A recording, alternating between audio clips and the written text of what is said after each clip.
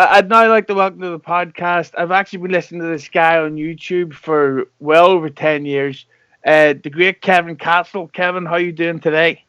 Hey Adam, how's it going? Thanks for I appreciate you inviting me on. It's good to be here.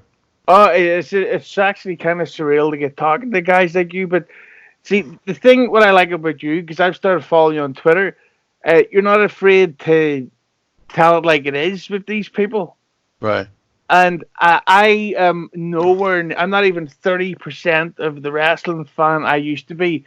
But I like to talk about it with people like you who aren't like everything's wonderful, everything's fucking great, all that shit. Oh, by the way, you can swear like that on this podcast. Okay, good. We do that on our show too, so it's okay. Cunt.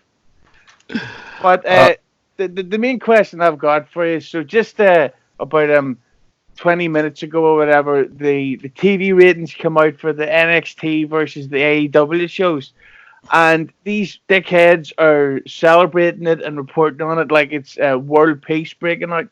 So the question I've got for you, Kevin, and the first question I should say is, are AEW marks the worst thing about wrestling today?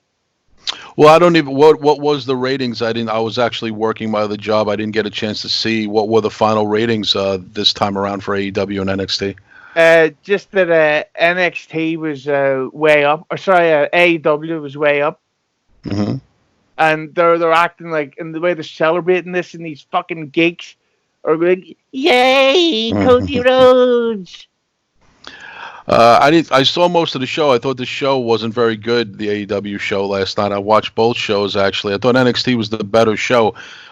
Clearly, I'm more, if you're going to say Team NXT, but I'm Team NXT because NXT is a better product, not because I'm being paid or I'm some sort of fanboy. I'm far from a fanboy. I mean, at this stage of my life, I mean, I always love wrestling. That's the one consistency in my life since 1979. I've been a fan, and I was started out a WWF fan, so of course I would be WWE fan to this day. Just like if you're in Ireland, if you support a football team, we call it soccer over here, you're down with the team since day one. You're going to stick with them. I don't abandon WWE because a new product comes along. I'll watch the new product, and there's enough wrestling for everybody, and you can watch different things.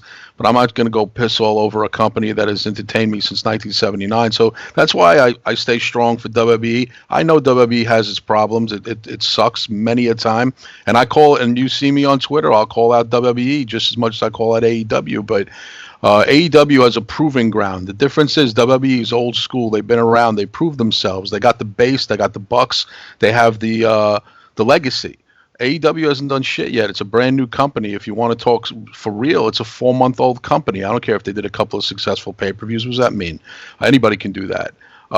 Put on a product each and every week and draw the audience, draw consistent house numbers, draw more than 2,500 people like they did last night in Memphis. It was a disgraceful draw last night. They didn't even do 3,000 paid in Memphis, and that's very bad. And that's why they tried to do the Memphis rub with the legends and stuff. But if you ain't included Jerry Lawler, you ain't getting anybody in there. Lawler is the man over there. He works for the other company. So it's a bad idea to do a Memphis tribute without Lawler involved. And I think that's why Memphis kind of stayed away. They might have beaten NXT in the ratings again, but I don't. Again, it's what product is better, and they have a lot of proving ground to go. I think bragging rights are for people who have lots of consistent victories. Like when you're a championship team like the Yankees or the Patriots or something, you can brag. When you're brand new, just keep quiet, do what you got to do, prove yourself. Come see me in 5 years when you're still around. I fear, honestly, that AEW won't make it 1 year. That's just my opinion. I don't want that to happen, but I have a feeling the bloom's going to come off the rose real quick, and I don't know, come the end of the year, they'll be in AEW. It's just my opinion. Well, I can't, of course, confirm anything, but I don't know if you knew that I work for the Disco Inferno and Conan podcast. Oh, yeah, I love that. Great podcast. Conan's mad cool. He's my best friend, despite Oh, what he cool. says on the air. But let's just say I've heard, but I can't say from who, that AEW is spending a fortune and has literally made zero profit. Right. So your prediction is quite strong, and that's all I can say. Yeah, I don't want anything bad. Just again, I come from the territory days. I mean, even you talk about Conan, I followed his career when he started out, and he wrestled in different territories, not just in Mexico, but in other places he's been to. I love the territories back in the day, to Florida, and watching Continental Wrestling, UWF, Mid South. I loved it, and I still was a WWF fan first and foremost. But I watched everything, AWA. Come home from school in the 80s, from high school, 3 o'clock in the afternoon on ESPN, and watch from the Showboat Arena. So, I mean, I'm not, again, I think there's a misconception, probably because I'm very rough on AEW. Oh, this guy's a fanboy of WWE. He's probably works for them. No, not at all. I just, again, I don't like bragging without a proving ground. It's like the guy bragging, he wins his first couple of fights, but he hasn't really fought anybody. You know what I mean? So, again, proving ground, be around for a while. Go the distance, and you'll get nothing but respect from me. I got to ask you a question about Sonny Kiss, because AEW is all about this whole woke thing and like, oh, representation, and we have black people and we have Asian people and transgender. See, to me, that doesn't fucking matter. Uh, but the question I've got about Sonny Kiss is, why do you think he was actually hired? Because to me, it just seems like they wanted this, what's the word, diversity quota. And of course, Right. that's not you saying that, that's me. Right. But I think he was hired specifically so they can say, we have a gay black man on our roster, because they're doing nothing with him. Yeah, I don't know. Again, I don't know what their intentions were. We all can assume that they can say that it's inclusive, it's for everyone. Wrestling is really not for everyone, and what I mean by that is that it's very select. Wrestling is very tribal. You got to be into wrestling. Listen, I have four brothers. Two brothers are into wrestling. The other two could give a shit, and we all grew up in the same house together. So it isn't. It's for everyone if you like wrestling. It's not. That whole thing of. And listen, since the beginning of time, there have been people who are homosexual, heterosexual, different sexual persuasions, bisexual.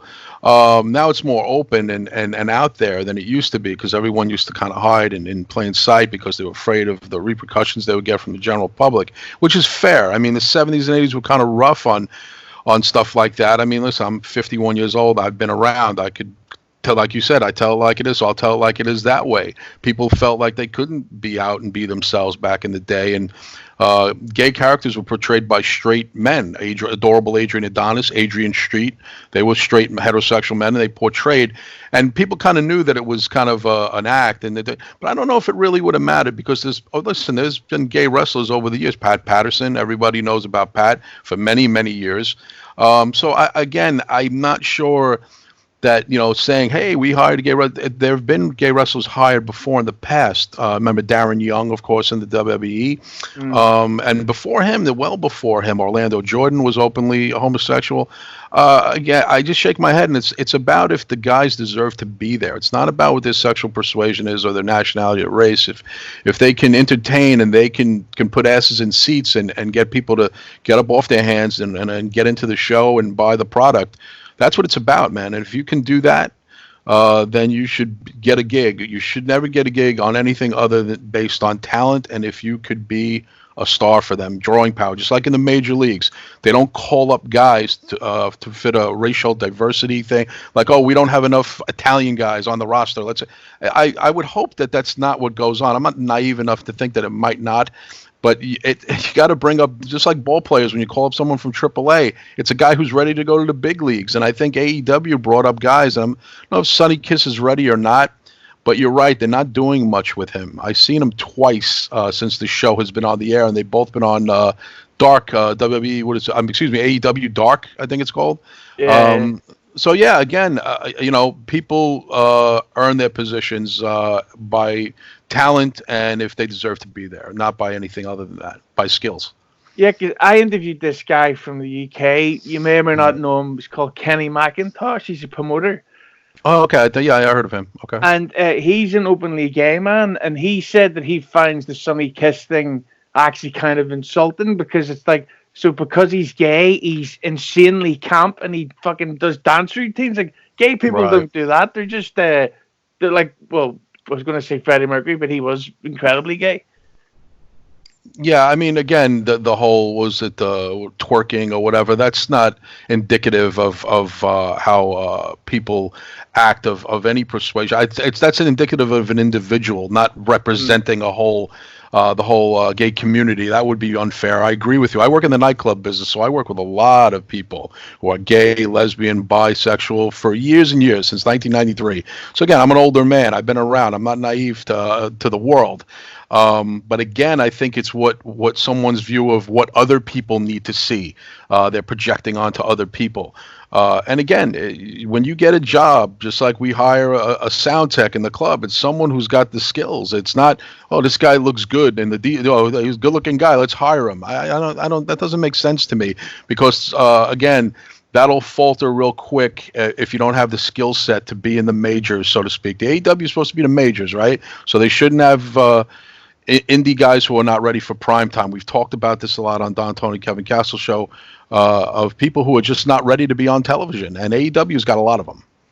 Well, that brings me to Cody Rhodes because I don't fucking like him, and he seems like a dick, and I don't like the fact that well back when Triple H first got put in power and he was putting himself over a lot, all the marks were burying him every chance they get. Yeah, Cody Rhodes has done exactly the same, and all the geeks are going, "He's one of us." So why do you think Cody Rhodes isn't getting the shit that Triple H got? I think Cody Rhodes has tapped into something with the younger generation. I can't really figure it out either. Because Cody's what, in his early 30s, not a kid. And also, let's remember something that everyone kind of puts to the side. This is Dusty Rhodes' son, meaning this. Not just that he's a legend's son. Dusty Rhodes was a shrewd promoter, a shrewd booker, put himself on top in the NWA, and deservingly so. Dusty was fucking over. I got to see Dusty in his prime in the NWA in the Meadowlands Arena here in Jersey back in the 80s. So I seen Dusty Rhodes live. I seen him when he was the Common Man in WWF back when he left the NWA, and he was over like a mother. I mean, so Dusty earned his chops and he knew what to do. He knew the business inside and out. Dusty Rhodes was a shrewd businessman behind the scenes. You know, he was shucking and jiving and doing all this stuff, but behind the scenes, that guy was a smart guy and he knew how to position people to get over. Magnum TA, Nikita Koloff, that was all his back in the day. All that stuff, the Horsemen, him getting those beatdowns in the parking lot. This guy was behind the scenes of all that. The NWA was on fire when Dusty was in charge in the mid 80s. So you have to think that some of that trickled down to his son. That Cody learned from his dad. Even though Cody was a small child back then, I'm sure Dusty, you know, he's been around his dad, and in his later years, he was around his dad a lot when his dad was in NXT running shit up until his death.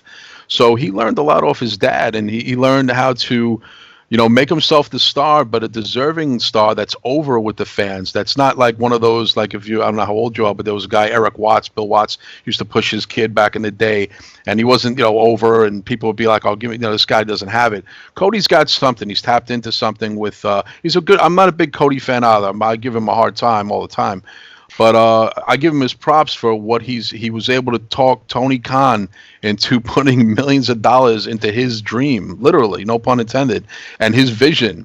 And when he comes out, I watched last night, and quite honestly, the guy who got the most applause last night was Cody Rhodes. If we're being honest, he gets the biggest pops. I think bigger than Moxley, bigger than the Young Bucks.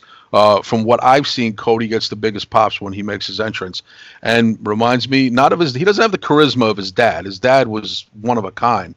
There will never be another Dusty Rhodes. Neither him nor Dustin could ever be Dusty, nor should they be.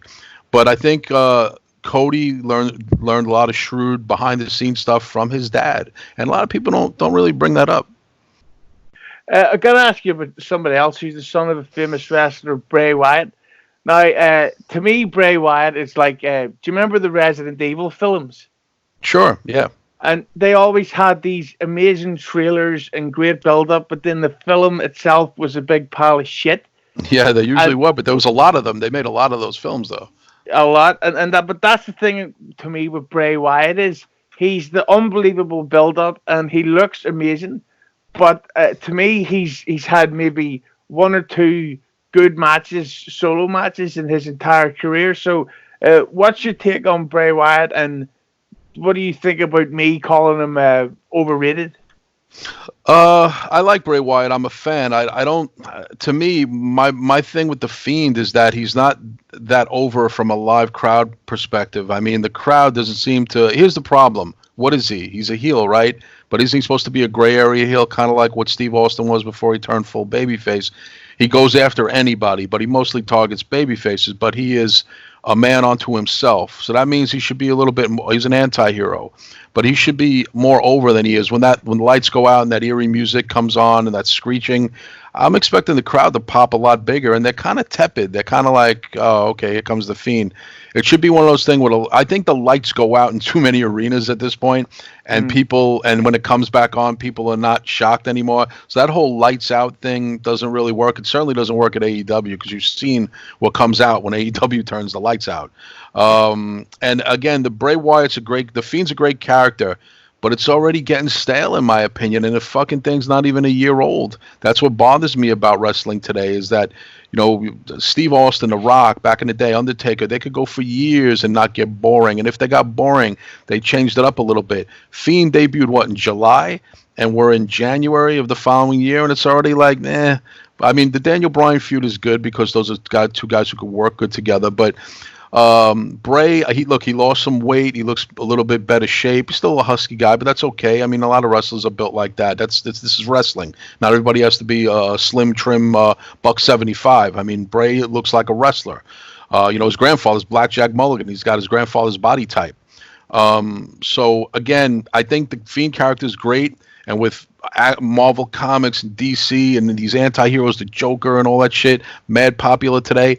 I don't know why the Fiend isn't more popular. You know what I mean? Maybe people are burnt out on that kind of shit. Because when he first debuted with that mask, that shit was shocking. And he had the head and the lantern and shit. That SummerSlam debut with the head, awesome. But it kind of faded, and and sometimes, honestly, Adam, I forget that he's world champion. Sometimes I actually forget that. Well, a lot of other people who've been forgotten lately is the women, and here's the thing I have about women's wrestling. I always compare it to the way it was a year ago, and this time last year it was the hottest shit going. Yeah. And this year I don't know what's going on, but I do think that I think they get a lot of haters, but I also think they have a lot of deserved critics at the same time. So I guess the question is, do you think that women's wrestling gets over criticized yet also overpraised? Women's wrestling really, again, talk about, hot, cold, quick, switch over, same thing. Last year at this time, you're right, it was hot. A year later, different story. You see, I mean, if you watch wrestling, you see how it is. I mean, Becky Lynch right now, I mean, a fellow countrywoman of yours. I mean, I'm not sure what your take is on her, and I like Becky. I give her a hard time on Twitter, but it's mostly for the haha. I don't really have anything against her. I think she's an attractive, nice woman and has earned her stripes, so to speak, busted her ass the hard way to get through women's wrestling, has, worked the system and worked the world, and she deserves where she's at. However, her character is mad stale right now. Again, if you say to me, quick, Kev, who's the women's champion? I'm like, oh yeah, Becky Lynch. That's what I'm saying. It should come to me right away. I shouldn't even have to think about it because she hasn't done anything really of note. This Asuka feud coming up looks pretty cool, and I'm thinking Asuka's going to beat her. And maybe that's what needs to happen because Becky is stale right now, and I blame the writing, but I think Becky is okay. I headline WrestleMania. Now what? There should always be something adjacent to that where they carry on and keep blowing up. I mean, back in the day, again, Austin won the title, then he's on a mad roll, and then he's in great feuds. Same thing with The Rock and the way they used to book their champions. Now it's just like after WrestleMania, it was like a balloon that was really wide, and the air just came out of it. And she's really, really at a low right now. Even with the arena, they say she's the face of the company, but she gets a reaction like she's a mid-card wrestler. She gets a Tito Santana reaction. I mean, seriously, I've seen it. I know people are in the arenas, and they're like, Kev, you're right. Like half the arena is not even standing up when she comes out. When you're a top person, Daniel Bryan, the whole arena's up doing yes, yes, yes. CM Punk, when he was champion, the whole arena's on their feet. You're the face of the company, and only half the crowd is on their feet or clapping. That's not the face of the company. WWE better get a facelift because that's not the face, and it's not her fault. It's they've booked her poorly. Her opponents have been lackluster. No one wants to see Natty Neidhart anymore. Nobody wants to see Lacey Evans at the moment. I think they should make Lacey Evans like this badass military girl. Lose that Southern bullshit gimmick. It's not working. And as far as bouncing a little bit back, AEW's women's division is in horrible shape. I could not even believe what I was watching last night. That Riho girl looks like a 16-year-old playing in the big leagues. I don't know what she does in Japan, but she should not be the women's champion there.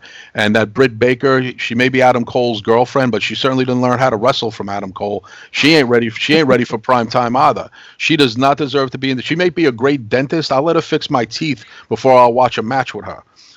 She's not, and I'm not the only podcaster saying that. I'm listening to people I respect in the industry saying Britt Baker is not what we thought she was. No, she is not. And AEW doesn't even have a market. They don't have a Becky Lynch. They don't have a Charlotte Flair. I mean, and look at our NXT division. Shayna Baszler is off the chain good. Even some of their lower card girls in NXT are really good. I mean, I like. There's a lot of great female talent, but. If you notice, there was no all women's pay-per-view this past October. They decided not to do it, and I think that was a good move. Mm-hmm. And there's no all women's pay-per-view planned for any time soon, from what I understand.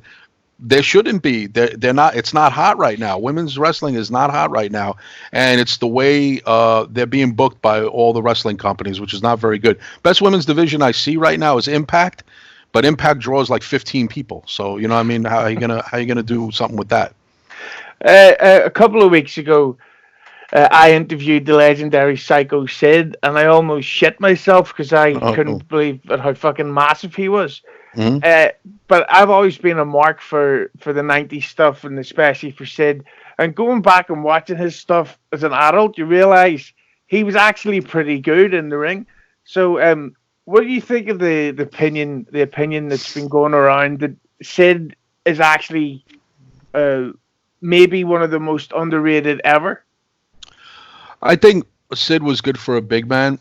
Excuse me. He wasn't very technical at all. He was a lot of punches, a lot of slams, a lot of strong move stuff. You know, kind of running roughshod over his opponents because he was so massive. I mean, legit, 6'9", 320 in his prime. Sid to me was a little sloppy sometimes with his punches and kicks.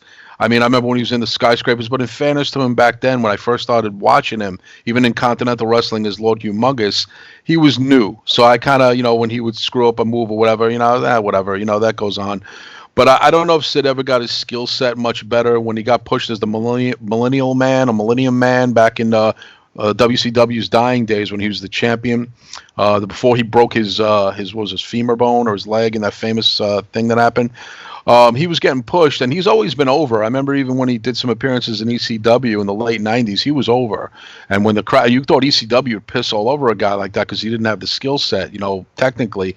But and he wasn't like that kind of wrestler, but the crowd just always loved Sid. So when he was a good guy, he was over. Yeah.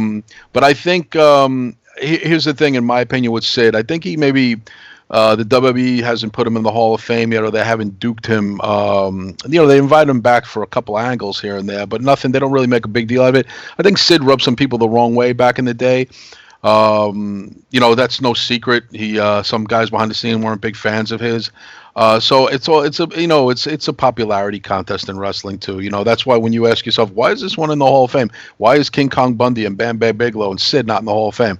I could answer that question. Some of the people behind the scenes didn't care for them then or now. Even in death, they don't. They'll put them in eventually, but it wasn't a big rush job because everyone says, why isn't Sid in the Hall of Fame? I think it's some people behind the scenes are preventing that. But we don't know what went on with those guys back in the day. Some people like each other, some people don't like each other. But he deserves to be in the Hall of Fame because as a name, he was over, and for a big man, he was one of the best. So yeah, I think he'll eventually get in. It's when Vince decides that he's not annoyed by somebody anymore, then he'll let him in the Hall of Fame. Well, somebody who went into the Hall of Fame last year, and it was kind of looked over that he's now a Hall of Famer. Triple H. Now, you always get the stories going from people every year, or not every year, but the people going, "Oh, he fucked his way into power," or he's only there because of who he's married to. But The question I would say is, do you think that someone like Triple H actually earned his spot, or do you think it's because of who Stephanie got them panties off for? Well, the funny thing is that we'll never know the answer to that question because he is still married to Stephanie. He's been with Stephanie well over a decade in marriage and was with her several years as boyfriend and girlfriend before that. They're together a long time. I think they're together as long as me and Don Tony are on the air as DTKC, and we're around almost 15 plus years. And I always remember Triple H being with Stephanie since I've been on the show. So he's been, I think that marriage is in for the long haul, and I think Triple H is going to live and die with that family. I don't think it's going to be like one day Triple H in an affair and Stephanie's divorcing him and stuff. Then he's finished. I mean, the family will oust him. I think he knows how to behave. He knows how to navigate. And I don't think he's an ass kisser per se. I think he just is a political player. He's shrewd businessman. Like I was talking about Dusty Rhodes. Behind the scenes, I think Triple H, literally, no pun intended, knows how to play the game. He really does know how to play the game. I think he loves his wife. I don't think he married Stephanie. He's an attractive woman. Who wouldn't want to marry a woman like that? So I don't think it was any kind of thing. Look, he went from China, all due respect, God bless memories of China. But Stephanie's big upgrade, don't you think, with dating Stephanie from China? Yeah, and he has three, beautiful children, and looks like they're very happily married if you see them together. And I know people who've actually met them out in outings, and they're not, they just look like they belong together. Some people are meant to be together, and they're that 50% who are married for their lifetime, and I think they're going to be that. And so I think it's hard to judge that because Triple H was on his way up. He was getting a push before he was dating Stephanie.